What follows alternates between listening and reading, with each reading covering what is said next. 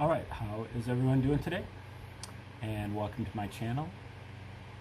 This is an educational channel, and try to turn you on to different theories and ideas and discoveries that you probably never heard of before.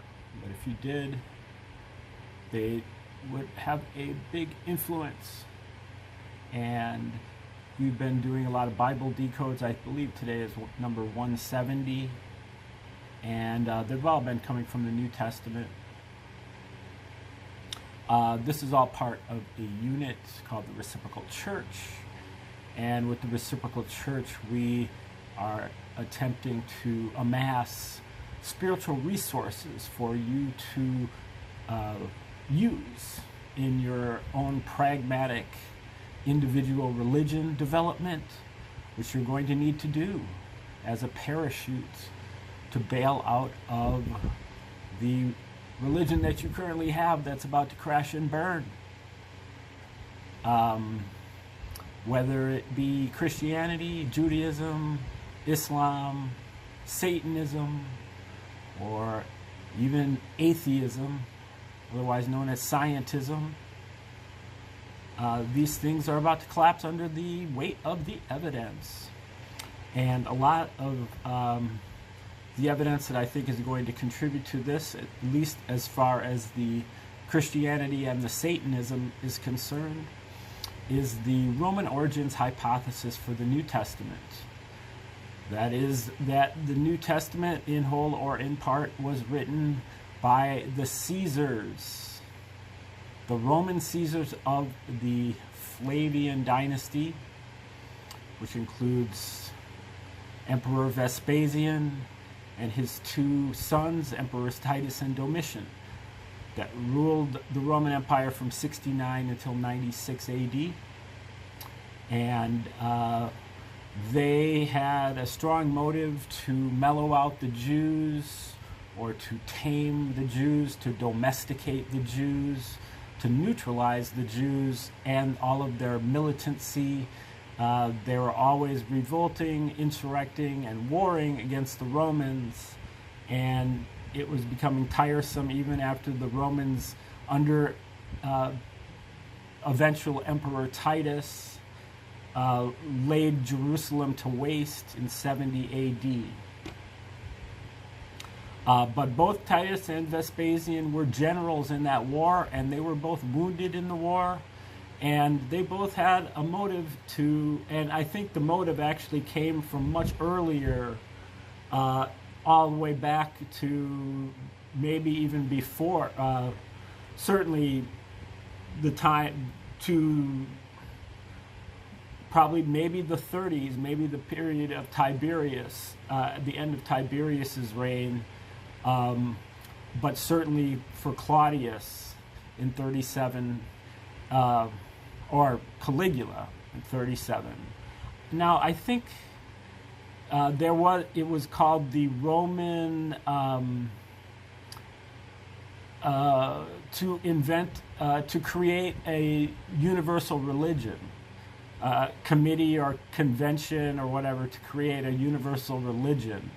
And this was back, I believe, during either Caligula or Claudius's time. And they probably wrote a very rough draft of the book of Mark, but eventually it was deployed by the Flavians. And what they did is they wrote the Gospels and backdated them by 40 years, set them in the early 30s AD, and at the same time they wrote a history of this war that they just got done fighting against the Jews, where Titus destroyed Jerusalem. And that book is in 7 volumes, and it's called War of the Jews, or Jewish War, written under the name of Flavius Josephus. Flavius, the name of the dynasty of Caesars under Vespasian, Titus, and Domitian. So according to his autobiography, Josephus was adopted by the royal family, the Flavians, after he prophesied that Vespasian would one day become emperor. That was when he surrendered, when Josephus surrendered to Vespasian. He first realized that God now favors the Romans and not the Jews. So then he defected to the Romans and then predicted that Vespasian would one day become emperor. When Vespasian did become emperor, he pardoned Josephus, brought him to Rome to make him one of the court historians, put him up in a townhouse at Caesar's palace, and adopted him into his family. So this is what we're dealing with. This is, very, very difficult to believe already at the start. The Romans like to, drag their enemies through the street, Capitoline street of Rome, and eventually execute them as part of a parade. So to think that Josephus is getting the absolute opposite treatment is a stretch. But that's what it says in his autobiography. So anyway, these two works, Josephus, War of the Jews, and the Gospels, were written by the same people at the same time for the same reason. And that is because of all of the parallels that are involved. The War of the Jews goes over Titus's military campaign in Judea from 70 to 73 AD. It also goes over Jesus' 3-year ministry in Judea from 30 to 33 AD. Every place that Jesus goes, Titus also goes, in the same order. And every place that they go, they undergo a parallel event. And each event is exactly 40 years apart. And we're talking about dozens of events. I believe it's in the 40s of events that are in the same order in both books, both the book of Luke and War of the Jews by Josephus. And then Michael Menescot's, a lot of that is covered in Joseph Atwill's book, Caesar's Messiah, the Flavian Signature Edition. And then Michael Menescot's, Menasgotz, goes into it further in his new book, Christianity's Origin, where he finds 250 plus parallels between War of the Jews and the book of Luke. Just in the book of Luke. We're going to be going over the book of Luke and going over a lot of these parallels, along with many other parallels that he didn't even find, and that come in different ciphers when you decode it mythologically or astronomically or numerologically or pornographically, also psychedelically. You can find more parallels and more decoding material. So we'll be doing that as we go through the book of Luke. But I just wanted to flesh out this Roman origins hypothesis because it's going to be relevant to today's video, where we're talking about the book by Lee Strobel called The Case for Christ. This is the book that a Christian will give you to try to convert you. Strobel was, I believe, a newspaper reporter for court, court news, legal court news for, I think, the Chicago Tribune. And he eventually became a Christian, and then he traveled around the country interviewing various Christian apologist experts in various fields, and trying to lay down the case for Christ, like, so the legal case, according to the evidence. And so he jet sets around the country, talking to these various scholars, and lays out the case for Christ in all of its various, fields, whether it's archaeology or whether it's even medical, or whether it has to do with, strictly the historical aspects. He explores, all that territory. Now, I think that was his first book, and since then he's written the case for the resurrection, and the case for the virgin birth, and he's written the case for everything. I haven't read all those. There's literally like dozens of them. But in this one, what's very interesting is that Strobel has not been exposed to the Roman origins hypothesis. And just that exposure to the Romans origin hypothesis ruins his entire argument. All of the arguments that are being made in here are utterly ruined by the Roman origins hypothesis. And I think that,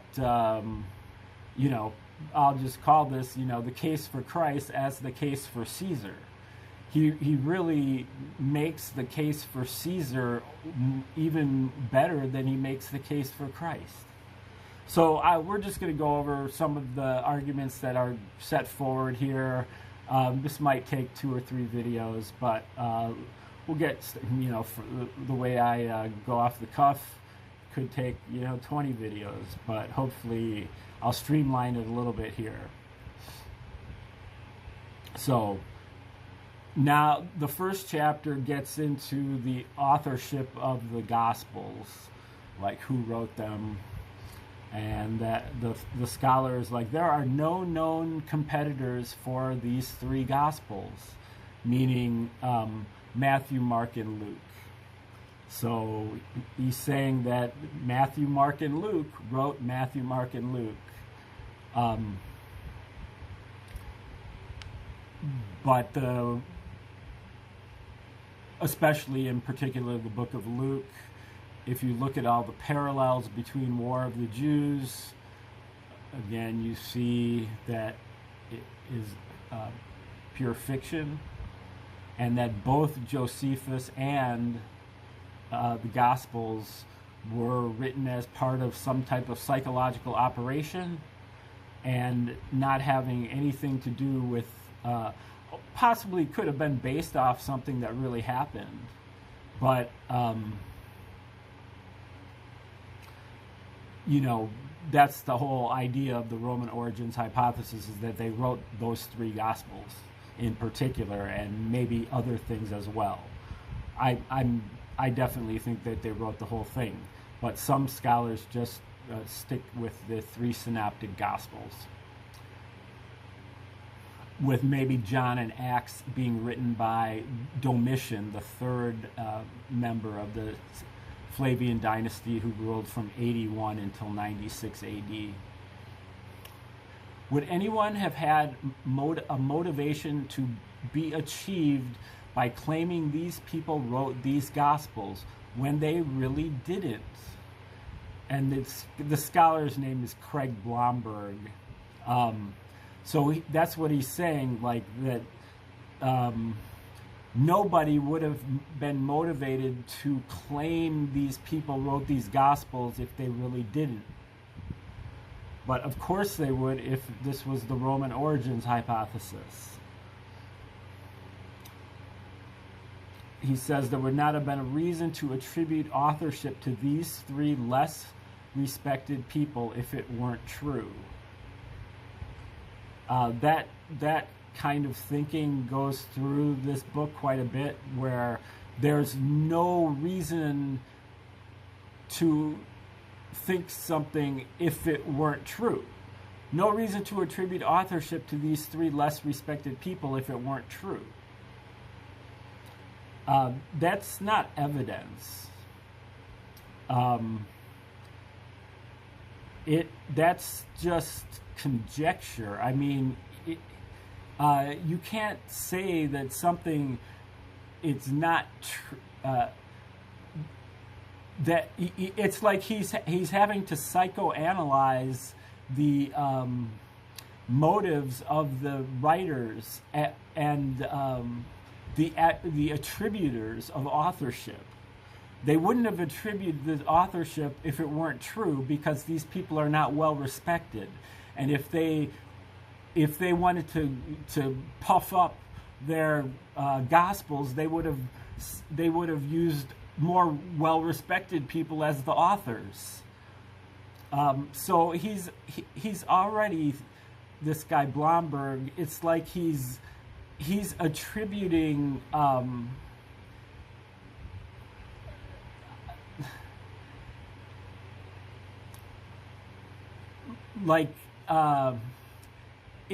it's like inverse thinking, where you're saying that it has to be true because otherwise they would have done something different, where there's absolutely, if you don't, well, I mean, obviously, if you don't understand the Roman origins hypothesis, then there is no reason, but there actually still is a reason. But if the Roman origins hypothesis destroys this, because, you know, it gives that reason, it gives that motive.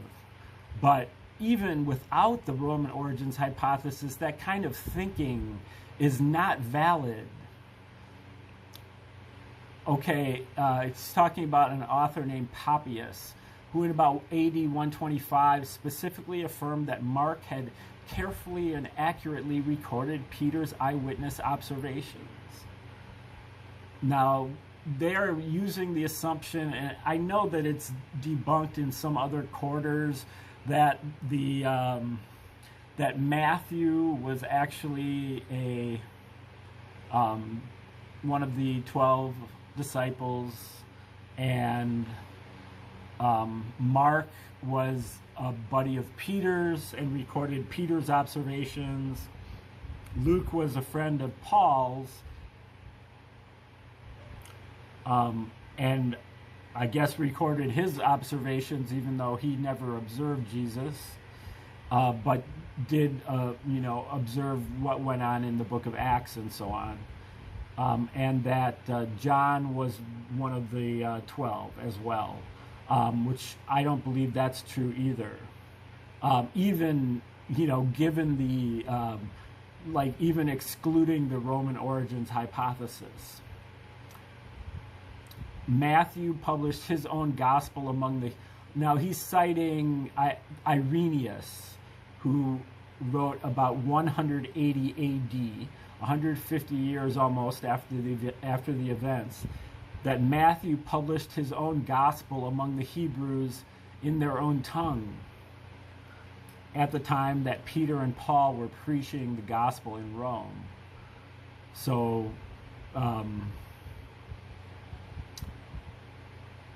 that's the theory of where these are coming from.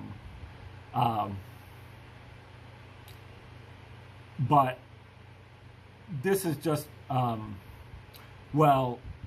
Roman origins hypothesis was really founded by Abelard Reuchlin and Roman Piso in the late 70s, early 80s.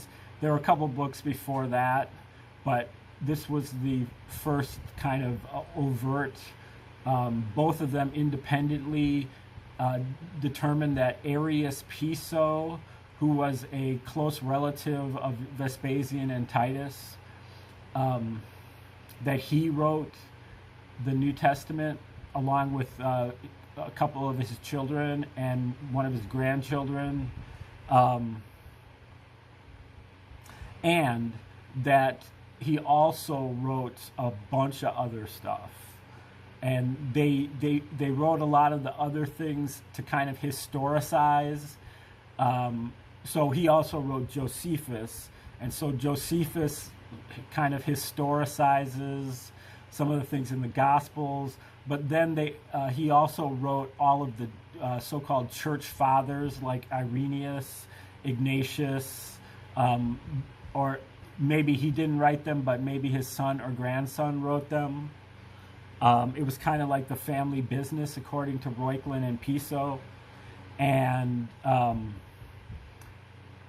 they were basically just kind of like a little Henry Kissinger or whatever, a spy or George Bush or something, a little bit behind the scenes of the president, who is, carrying out all these dirty deeds, writing these psychological operations. So he's referring to Irenaeus here, and Irenaeus says that Matthew published his own gospel among the Hebrews in their own tongue. So just that one source, though, is enough to convince them that, there was a copy of Matthew. There apparently was a copy of Matthew in Hebrew.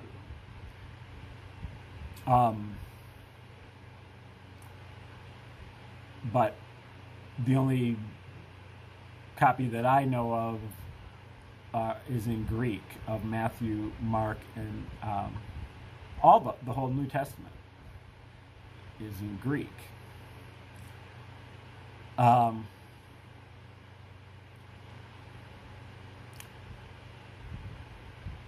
He calls Q, which has kind of been hypothesized as like a source material for Mark, the first written gospel, and he calls the Q like a best of album.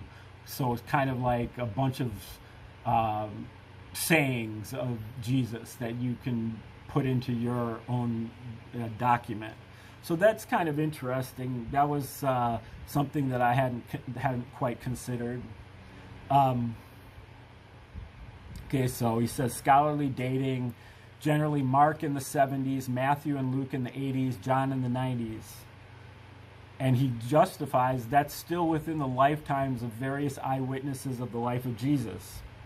And this is kind of a theme that goes on here, that the fact that, okay, this was 40 to 60 years after the events happened is where we get these eyewitness accounts. And he's saying that's still within the lifetimes, which is a pretty big stretch already, because people didn't live that long.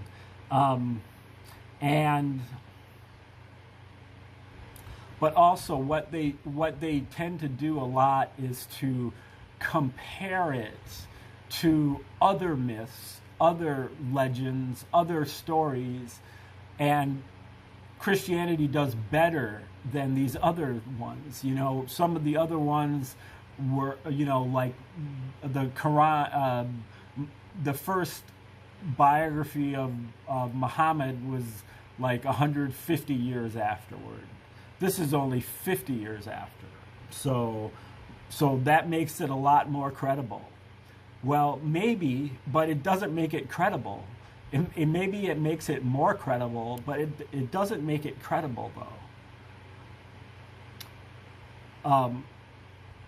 And he also mentions that a lot of the witnesses that do write, like Josephus, so-called, are hostile witnesses. And so they would have had a different motive than writing it, which makes it more true. Which I think is actually a legal doctrine, but that's wiped out by the Roman origins hypothesis. So he says 60 years or 30 years after the life of Jesus, the amount of time is negligible by comparison. And therefore, he says, it's almost a non-issue.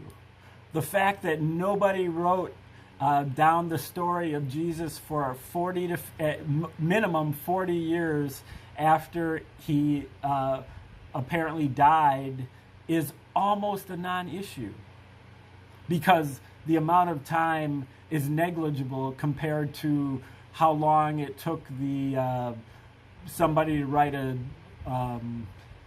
story about Alexander the Great or something like that. See, that's just really like lazy. It's not lazy, it's propaganda. Okay, we don't find out from Acts, probably because the book was written before Paul was put to death. That's why there is no description of Paul being put to death in the book of Acts, and it's because the book was written before Paul was put to death. And so they put it to print, and then Paul was put to death. That's just jumping to conclusions. And so by saying that, that means Acts cannot be dated any later than 62 AD. Having established that, we can then move backward, because Acts was the second part of the book of Luke, and so Luke must have been written before that. And then Luke was borrows mostly from Mark, so Mark must have been before that. And then they keep going, and then they talk about some of these creeds, like different very short phrases that they claim as part of the Christian church early along. And what is one of these called? The most famous creeds includes Philippians 2, 6 through 11, which talks about Jesus being in very nature God, and Colossians 1, 15 to 20, which describes him as being in the image of the invisible God who created all things. And so now he's saying, if the crucifixion was as early as 30 AD, Paul's conversion was about 32.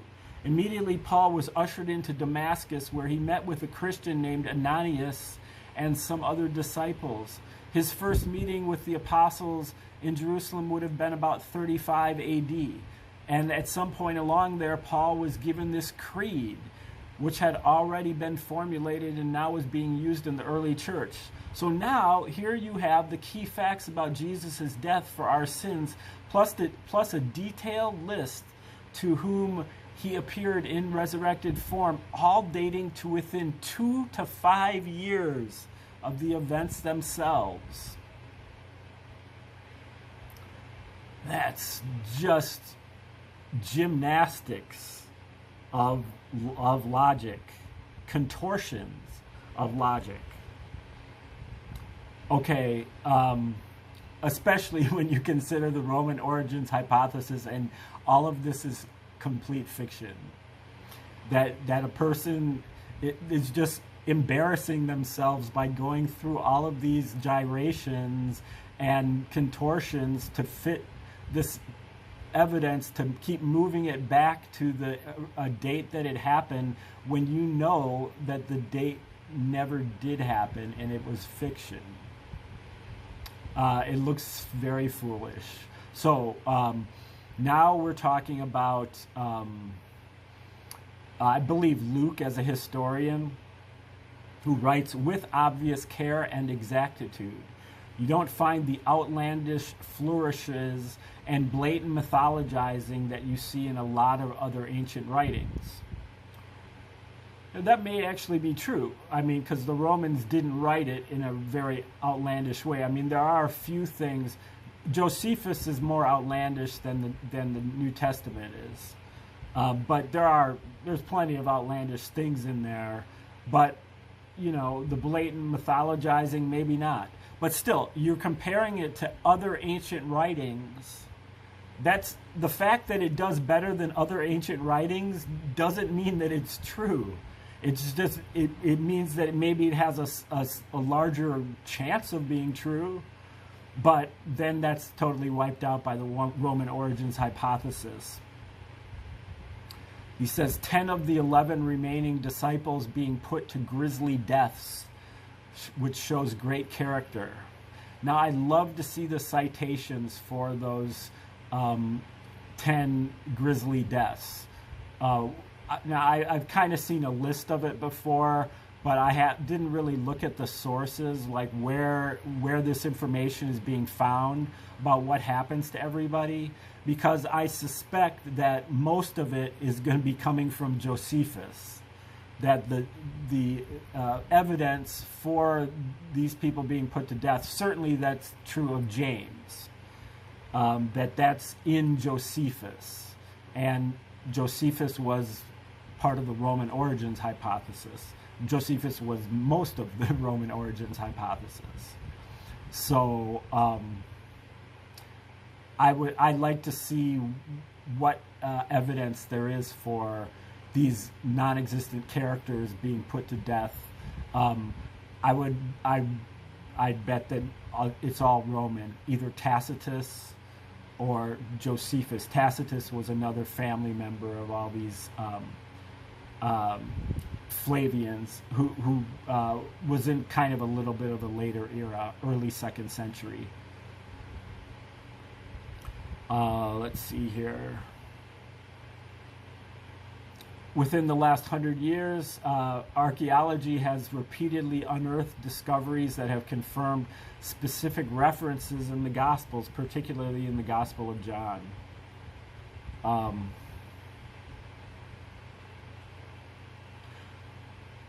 Well, maybe. I've certainly kind of read the opposite, that particularly Mark and also Luke, that their knowledge of geography is horrible. The geography around Judea. One example is like the Sea of Galilee. He calls it the Sea of Galilee, but it's really just a lake. But that's the setting of that storm that has all the disciples scared to death. That was on the Sea of Galilee, but it was really just a lake, and there's no way that they would have had waves like that on. The Mediterranean is a sea. Something that's 4 by 7 miles is a lake. That's, it's not that important, but that's what Mark called it. And apparently a lot of the mistakes that Mark makes are actually corrected by Matthew, the geographical mistakes. And then they are reported with the mistakes by Luke. So Matthew corrects the errors that Mark makes, but Luke doesn't. I'd like to know how that really plugs into the Roman origins hypothesis. Why